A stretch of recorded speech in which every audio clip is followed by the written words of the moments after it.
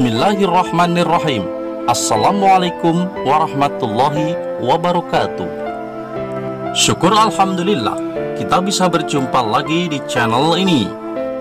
Selawat dan salam selalu dan tetap tercurahkan kepada junjungan kita Nabi besar Muhammad sallallahu alaihi wasallam. Allahumma sholli ala sayyidina Muhammad wa ala ali sayyidina Muhammad. Harapan dan doa saya, semoga saudaraku semuanya selalu diberikan kesehatan, dilapangkan rezekinya, diampuni dosa-dosanya, dan dipanjangkan umurnya. Amin ya robbal alamin. Sahabat beriman yang dirahmati Allah, di antara kesalahan besar yang terjadi pada sebagian orang yang melaksanakan sholat adalah tidak tumakninah ketika sedang sholat. Rasulullah Shallallahu Alaihi Wasallam menganggapnya sebagai pencuri yang paling buruk, sebagaimana disebutkan dalam Musnad Imam Ahmad dari Nabi Shallallahu Alaihi Wasallam bahwa beliau bersabda, sejahat-jahatnya pencuri adalah yang mencuri dari sholatnya. Para sahabat bertanya, wahai Rasulullah, bagaimana mencuri dari sholat? Rasulullah Shallallahu Alaihi Wasallam berkata, dia tak sempurnakan ruku dan sujudnya. Hadis riwayat Ahmad disahihkan oleh Albani dalam Sahihul Jami. Tumakninah ketika mengerjakan sholat adalah bagian dari rukun sholat. Sholat tidak sah kalau tidak tumakninah.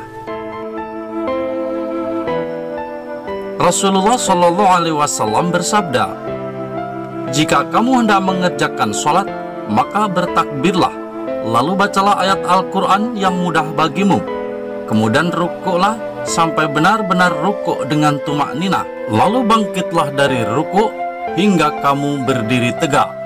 Setelah itu sujudlah sampai benar-benar sujud dengan tumakninah, lalu angkat kepalamu untuk duduk sampai benar-benar duduk dengan tumakninah. Setelah itu sujudlah sampai benar-benar sujud, kemudian lakukan seperti itu pada seluruh sholatmu.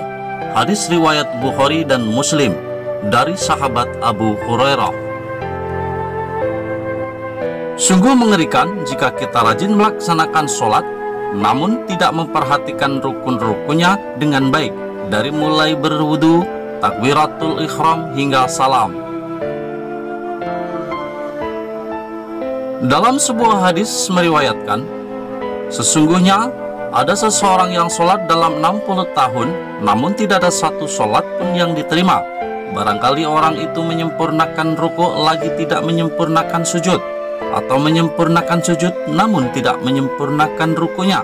Hadis Hasan riwayat Al-Asbahani dalam At-Tarkib.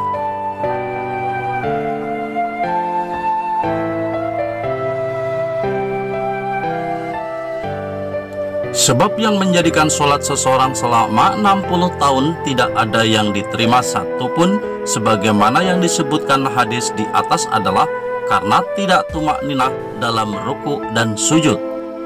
Tak heran jika sholat yang kita lakukan bisa tak bernilai pahala, melainkan hanya 1/10, 1/9, atau paling besar hanya setengah saja.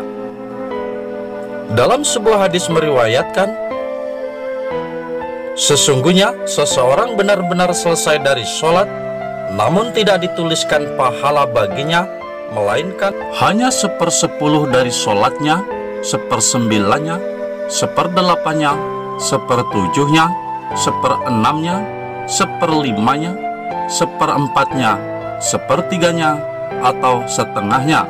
Hadis sahih riwayat Imam Abu Dawud. Padahal amalan yang paling pertama dihitung kelak di akhirat adalah sholat. Jika sholatnya baik, insya Allah amalan dan ibadah lainnya akan Allah terima.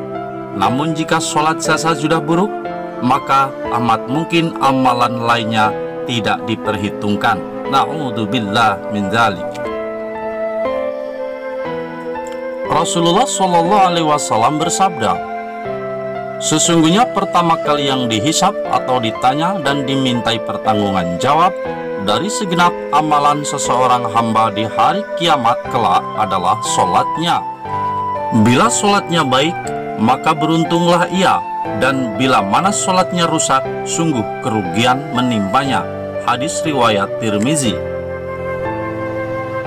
Sahabat beriman yang dirahmati Allah, marilah kita semua senantiasa memperbaiki amalan sholat kita, agar Allah Subhanahu wa Ta'ala melihat bahwasanya sholat yang kita lakukan tidak hanya sekedar gerakan tanpa jiwa, melainkan juga kita hadirkan hati kita ke hadapannya. Wallahu a'lam bishawab. Demikian yang bisa saya bagikan, semoga bermanfaat untuk kita semua. Dan jika tayangan ini bermanfaat, maka share ke yang lain, karena sebaik-baik manusia adalah yang bermanfaat untuk orang lain. Wassalamualaikum warahmatullahi wabarakatuh.